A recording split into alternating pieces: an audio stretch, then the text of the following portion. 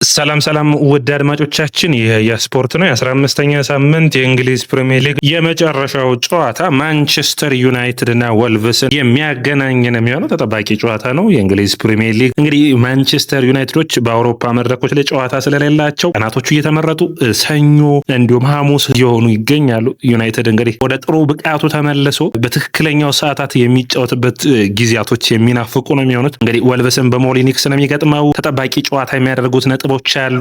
ምክንያቱም ሩበን አሞሪም በዩናይትድ ቤት ይህ የመጨረሻ ጨዋታው ይሆን ብለን የምንጠይቅበት ሰዓት ይመስለኛል። ደረጃ ሰንጠረዡ ላይ ዩናይትድ አሁን በ14 ሳምንት ጨዋታዎች 22 ነጥቦች ላይ ይገኛል። ይህንን ጨዋታ ማሸነፍ የሚችል ከሆነ ዩናይትድ ከቸልሲ ጋር እኩል 25 ነጥቦች ላይ የሚደርስ ነው የሚሆነው። ትልቅ እድልን የሚያመጣ ይሆናል ብዬ አስባለሁ። ነገር ግን ይህ ጨዋታ የሞትና የሽረት ያክል አስፈላጊ ሆኖ ይታያል። ዩናይትዶች በሞሊኒክስ ስታዲየም እንግዲህ የማርክ ኤድዋርድስን ወልቭስ ማሸነፍ ይችላሉ። ሱፐር ኮምፒውተር ግምቱን ግን ለዩናይትድ ሰጥቷል። ዩናይትድ 50% የማሸነፍ ንጻሬ ተሰጥቶታል።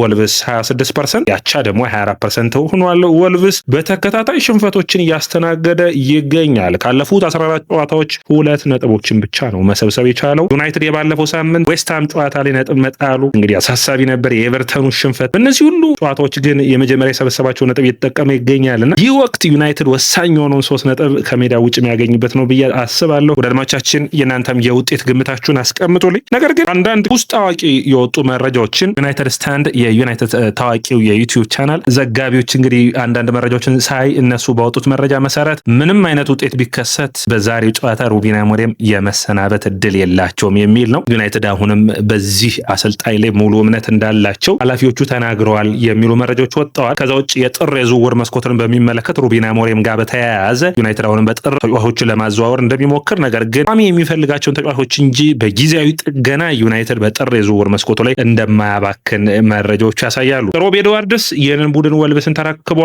ያለፉትን ጨዋታዎች ሽንፈቱ እንደቀጠለ ነው። 7 ጊዜ በተከታታይ ሽንፈቶችን አጋጥሟቸዋል። በ5 የሊግ ጨዋታዎች ላይ ጎሎቹን ሳያስቆጥሩ ነው የተሸነፉት። ደካማ ብቃት የሚገኝ ወልቭስ ነው። ነገር ግን ኦሌ ጉናር ሶልሻየር በሚሰናበትበት ጊዜ፣ ኤሪክ ቴን ሃግ በሚሰናበትበት ጊዜ በተለይ ኦሌ ጉናር ሶልሻየር የዋትፎርድ ሽንፈት ነው ኦሌ ጉናር ሶልሻየር በእንግሊዝ ፕሪሚየር ሊግ እንዲሰናበት ያደረገው አይደለም። በተከታታይ ያቺ የዋትፎርድ የመጨረሻ ጨዋታ የሚታወሰው። ሌላኛው የአምናው ኤሪክ ቴን ሃግ መሰናበት ላይ ወሳኝ የነበሩት ጨዋታዎች ነበሩ። በመጨረሻ ዩናይትድ ኤሪክ ቴን ሃግ ላይ ተስፋ እንዲቆርጥ ያደረገው። ታዲያ ይህ የሩበን አሞሪም ይህ ጨዋታ በማንቸስተር ዩናይትድ ቤት አሰልጣኝነት ለመቆየት የሞትና የሽረት ያክል ወሳኝ ነው ብዬ አስባለሁ። ምክንያቱም ወሳኙ ምዕራፍ ላይ ይገኛሉ። አንዳንድ እንደዚህ አይነት ጨዋታዎች ሪትምህን የምትለውጥበት፣ አሁን ይህንን ጨዋታ ማሸነፍ የሚችል ከሆነ አሁንም ድጋሜ ለቶፕ 4 የመፎካከር አቅም ቡድኑ ይኖረዋልና ያንን ማከናወን የሚችል ከሆነ ውጤታማ ሆኖ መቀጠል የሚችል ነው። እንግዲህ ወልቭስ በ0 ጎሎችን ያስቆጠሩት ባለፉት 5 የሊግ ጨዋታዎች እንግዲህ በጣም በሚያሳዝን ሁኔታ 3.6 ኤክስጂ ፈጠሩ። 30 ሹቶችን ያደረጉ፣ ጎል ግን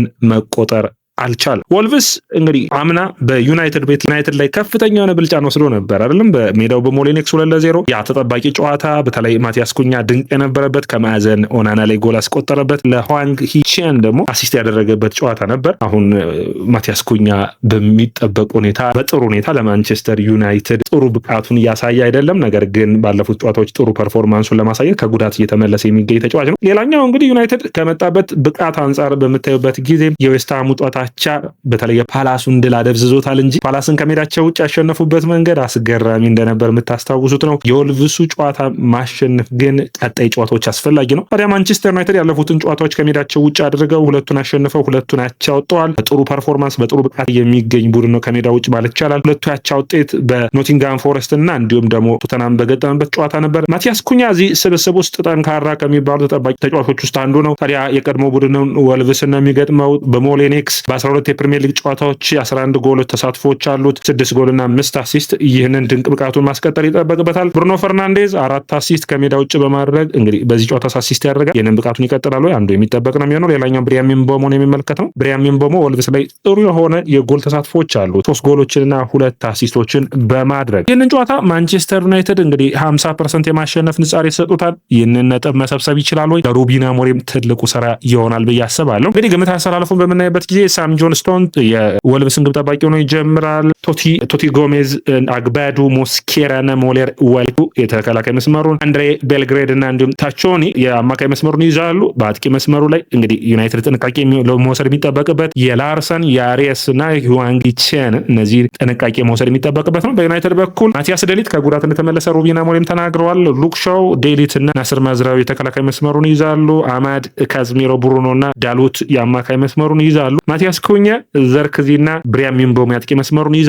አሁን እዚህ ጋር ሊታሰብበት የሚጠበቅበት ኩኛን በአጥቂ መስመር አድርጎ ማውንትን የማሰለፍ አንዱ ያጫወት ቅርጽ ሊሆን ይችላል። ዩናይትዶች በጥር የዝውውር መስኮት የቀረበላቸውን አንዱ የዘርክዚን እናስፈርም ጥያቄ ውድቅ አድርገዋል። ዩናይትድ እንግዲህ እንደ ቡድን ጋዜጣዊ መግለጫ ወቅት ሩበን አሞሪም የተለያዩ ጥያቄዎች ቀርበውለታል። በተለይ የኩቢ ሜኖን በሚመለከት በጣም የሚያሳዝን መረጃን አንድ ጋዜጠኛ ጠይቋቸዋል። እዚህ ዩናይትድ ስብስብ ውስጥ አለ 4 ተጫዋቾች እስካሁን ድረስ ቋሚ ሆነው አልሰለፉ። አንደኛ ቶሚተ፣ ሁለተኛ ታይለር ማላሲያ፣ ሶስተኛ ማርቲኔዝ፣ አራተኛ ኩቢ ሜኖ። ቶሚተን ሶስተኛ ግብ ጠባቂ ስለሆነ ነው። ታይለር ማላሲያ ከታችኛው ወይም ደግሞ 21 ዓመት በታች ቡድኑ ሲሰለጥን ስለነበረ ነው። ማርቲኔዝ በጉዳት አልነበረም። ኩቢ ሜኖ ግን ለምንድን ነው እድል የማይሰጠው የሚል ነው። እኛ ጨዋታዎችን ማሸነፍ ነው የምንፈልገው፣ እዛ ላይ በሚገባ እንሰራለን፣ የምንፈልገውን ነገር በሚገባ እያከናወንን እንቀጥላለን የሚል አስተያየታቸውን ሰጠው። ነገር ግን አሉ ጋርቴ ራሱ ካዘሚሮ ስለተጎዳ ነው የጨዋታ እድልን ያገኘው በማለት አስተያየታቸውን ሰጥተዋል። እንግዲህ ዩናይትድ በአፍሪካ ዋንጫ ምክንያት የ3 ተጫዋቾች ይሄዳሉ። ናስር ማዝራዊ፣ አማድ ዲያሎ እንዲሁም ደግሞ ብሪያን ምቤሞ። ታዲያ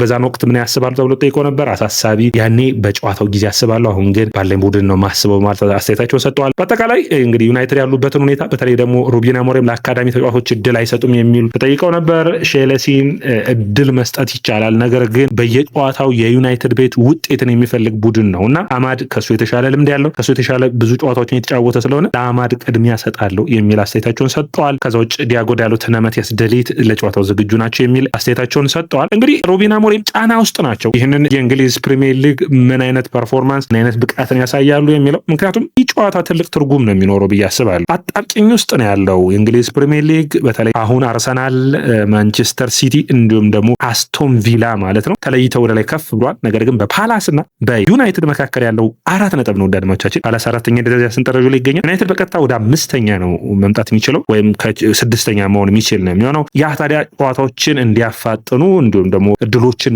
እንዲያመጡ የሚያደርግ ነው የሚሆነው። ዩናይትድ በቀጣይ ያሉበትን ጨዋታዎች አንዱ ሊያስቡበት የሚጠበቅ ይሆናል ብዬ አስባለሁ። ምክንያቱም ይህ የእንግሊዝ ፕሪሚየር ሊግ ነውና በእያንዳንዱ ፉክክር ውስጥ በእያንዳንዱ ውጤታማነት ውስጥ ቡድኑን መገንባት ከሩበን አሞሪም ይጠበቃል። አሞሪም ይህንን ስብስብ ለአውሮፓ መድረክ በሚቀጥለው ዓመት ማቅረብ ግዴታቸው ነው ብዬ አስባለሁ። አውሮፓ ቻምፒዮንስ ሊግ ባይሳካ እንኳን ዩሮፓ ሊግ ስብስቡን ማካተት የሚያስፈልግ ነው የሚሆነው። ወደ አድማቻችን የያ ስፖርት ነው። የያ ስፖርትን ላይክ፣ ሼር፣ ኮሜንት፣ ሰብስክራይብ ማድረጋችሁን አትርሱ።